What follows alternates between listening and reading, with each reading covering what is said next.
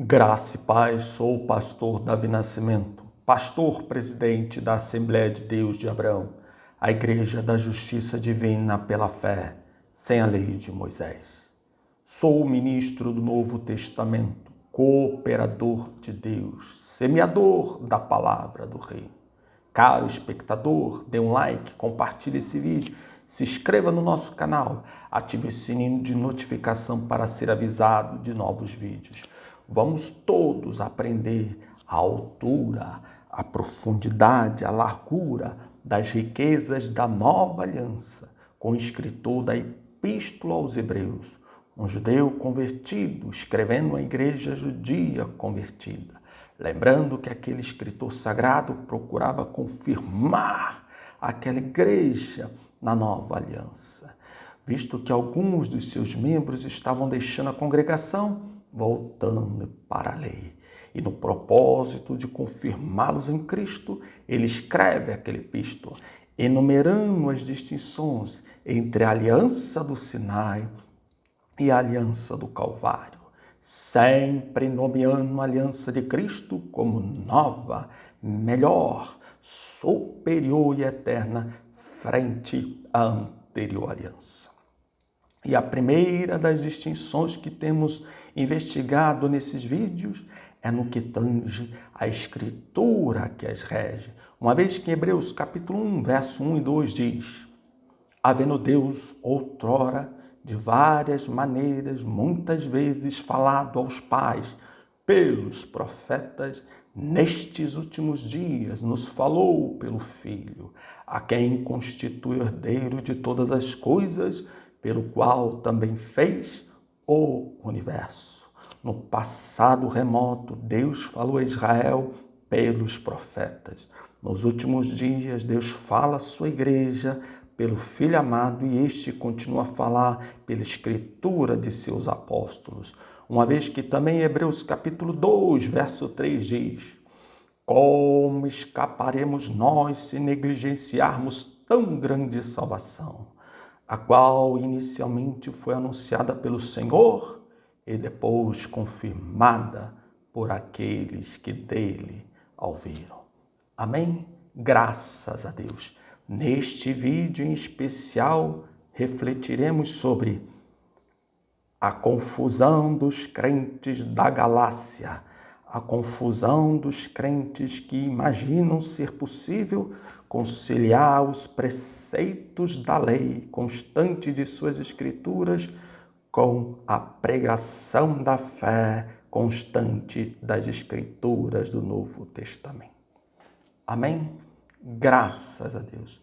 Iniciaremos nossa reflexão com base em Gálatas capítulo 3, a partir do verso 1 que diz: ó Gálatas insensatos, quem vos fascinou a vós outros, ante cujos olhos foi Jesus Cristo exposto como crucificado? Quero apenas saber isso de vós. Recebeste o Espírito pelas obras da lei ou pela pregação da fé? Verso 5. Aquele, pois, que vos concede o Espírito e que opera milagres entre vós, porventura o faz pelas obras da lei ou pela pregação da fé? Glória a Deus. Inicialmente convém lembrar qual era a justiça da lei e onde ela constava. Primeiro, a justiça da lei é revelada por São Paulo em Romanos 10, verso 5, quando ele diz: ora, o homem, Moisés escreve que o homem que praticar a justiça decorrente da lei viverá por ela. Quer dizer, segundo São Paulo, Moisés determinou que a justiça, escreveu que a justiça decorrente da lei estava baseada no fiel e integral cumprimento de todos os seus 613 preceitos.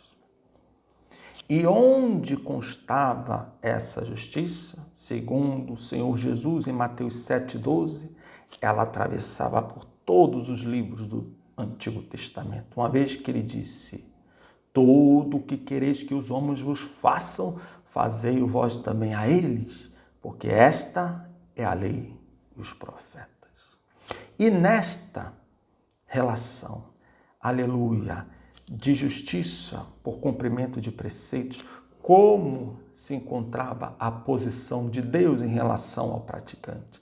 São Paulo ensina em Romanos capítulo 4, verso 4, dizendo: ora, ao que trabalha, o salário não é considerado como favor, mas como dívida. Quer dizer, aquele que conseguisse praticar, realizar, cumprir, trabalhando, se esforçando, cumprir os preceitos da lei, ele acabaria colocando o Pai, o Altíssimo, perfeito em luz, na condição de devedor a ele. Uma vez que, se ele cumprisse, o praticante, o trabalhador, os preceitos, Deus seria obrigado a lhe retribuir com justiça, com vida e bênção. Por outro lado, convém também lembrar a justiça decorrente da graça, a justiça decorrente da fé e onde ela constava. E nesse sentido, convém lembrar de Romanos capítulo 1, verso 16, onde São Paulo diz: não me envergonho do evangelho de Jesus Cristo, pois é o poder de Deus para a salvação de todo aquele que crê, primeiro do judeu e também do grego. E onde constava essa justiça decorrente da fé? Segundo São Paulo, ainda em Romanos 1, mas no verso 17, nos livros do Evangelho, uma vez que ele diz: visto que a justiça de Deus se revela no Evangelho de fé em fé, como está escrito, o justo viverá da fé. Glória a Deus. E nessa justiça decorrente da fé, nessa justiça decorrente da graça, que constava dos livros do Novo Testamento, como era a relação do Pai em relação ao crente, isso São Paulo nos ensina em Romanos capítulo 3, verso 23 e 24, quando ele diz: todos pecaram e carecem da glória de Deus, sendo justificados gratuitamente por sua graça, mediante a redenção que há em Cristo Jesus. Aleluia! Na justiça decorrente da graça, por meio da fé, o Altíssimo está na condição de doador, uma vez que ele atribui gratuitamente, por favor imerecido, ao homem que crê na pregação do Evangelho, que crê na promessa que chega aos seus ouvidos, ele atribui gratuitamente a condição de justo, dando-lhe, assegurando-lhe vida e bênção. Aleluia, glória a Deus. E toda essa justiça atravessa os livros do Novo Testamento. Porém, depois dessa reflexão, cabe um alerta. A pregação que chegou aos ouvidos dos Gálatas era distinta do que preconizava a lei e que constava da lei dos profetas, e era distinta do que preconizava a nova aliança, justiça por fé, e que atravessava todo o Novo Testamento. Essa pregação que chegou aos ouvidos dos Gálatas, São Paulo definiu como fascinação. Quem vos fascinou, diz Gálatas capítulo 3, verso 1. Aquele quem vos fascinou no original grego quer dizer quem vos enfeitiçou, quem vos encantou. Essa pregação distorcida, fraudulenta, engenhosamente confeccionada por homens, foi esta pregação que chegou aos ouvidos dos Gálatas. A pregação que propunha conciliar, juntar, misturar lei e graça. Justiça seja feita. Essa não era a pregação da anterior aliança, da lei. Essa não era a pregação que constava dos livros da lei. Justiça seja feita. Esta pregação que invadiu a igreja da Galácia não era a pregação da nova aliança e que constava do Novo Testamento. Era uma pregação trazida por falsos irmãos, falsos mestres que se intrometeram entre os Gálatas e os fascinaram, trazendo-lhes a ilusão que era possível estar na lei e na graça ao mesmo tempo. Que era possível viver, alcançar vida, bênção, justiça e qualquer outra resposta divina, guardando obras da lei e vivendo pela fé ao mesmo tempo.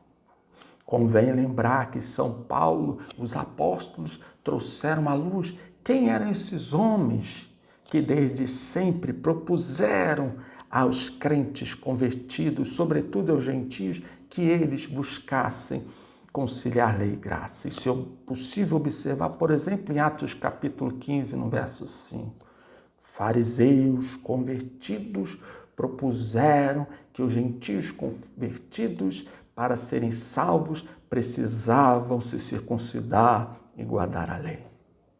Quer dizer, pessoas vindas da lei e que ainda não tinham rompido com a lei na mente e no coração, começaram a propor aos gentios convertidos que eles se circuncidassem, guardassem a lei para serem salvos, conjugando isso, convergindo isso com a prática da fé. Também no próprio livro de Gálatas, no capítulo 6, verso 12, São Paulo traz à luz outro tipo de pessoa que procura pregoar que a igreja, os convertidos, sobretudo os gentios convertidos, conciliem lei e graça. Ele diz lá em Gálatas 6,12, homens que não queriam sofrer perseguição dos judeus. Homens que queriam guardar empatia, simpatia pelos judeus, não sofrendo da parte daqueles perseguição. Caro espectador, até hoje, há quem venha de outros credos e não rompa com o que aprendeu nos outros credos. Até hoje, há quem esteja no meio da igreja e traga de outros credos pensamentos e doutrinas estranhas, impondo aos crentes que eles precisam, além da fé, precisam praticar, se esforçar, sacrificar, cumprir preceitos para alcançar vida, justiça, bênção e qualquer milagre, qualquer vitória. Até hoje ainda existem aqueles que pregam a doutrina misturada de lei e graça porque querem ficar bem, guardar simpatia com os judeus ou com qualquer outras religiões.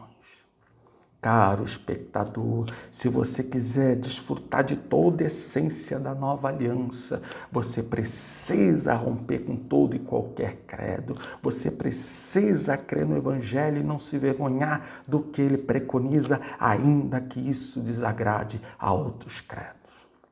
Você deve respeitar os outros credos, mas não pode negar a sua fé. Você deve respeitar os outros credos, mas deve romper com tudo aquilo que até então ocupava a sua mente e seu coração. O Evangelho não é uma mistura entre o que Cristo trouxe e o que os homens pregavam, criam e ensinavam até então. Seja da lei ou de qualquer outro preceito, o Evangelho é uma doutrina pura, sem fermento e sem mistura. Justiça seja feita, aquela pregação daqueles pregadores no meio dos Gálatas não era a pregação da lei, não era a pregação da graça.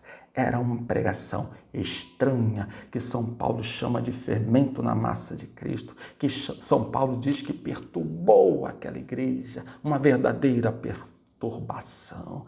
Aleluia, glória a Deus, porque aquele que está em Cristo vive apenas da fé e não se envergonha do Evangelho. Aleluia, glória a Deus, porque aquele que está em Cristo está com sua fé baseada apenas nos livros da nova aliança, porque é lá que o crente aprende que a vida com Deus é de fé em fé. Caro espectador, se inscreva no nosso canal, compartilhe esse vídeo, aleluia, ative o sininho de notificação para ser avisado de novos vídeos. Agora, na nova aliança, Você recebe a justiça, recebe a vida. Agora, na nova aliança, você recebe o Espírito Santo, você recebe todo e qualquer milagre, exclusivamente, tão somente por ter uma vida de fé em Cristo, no seu Evangelho, na sua aliança e no seu sacrifício. Seja qual for o seu Deus, seu livro sagrado, seu profeta e seu mediador, com todo respeito e consideração, eu te convido, venha para a graça de Deus, venha crer em Cristo no seu Evangelho, venha basear sua fé apenas nos livros do Novo Testamento, porque lá aprendemos que a vida com Deus é apenas de fé em fé. Aleluia! Rompa com a confusão dos Gálatas, rompa com a confusão que tenta convencer os crentes que eles precisam crer, mas também precisam cumprir preceitos, obrigações, deveres e sacrifícios para alcançar bênçãos, milagres e a condição de salvos. Seja qual for a sua religião, venha para a graça de Deus em nome de Jesus Cristo. Amém?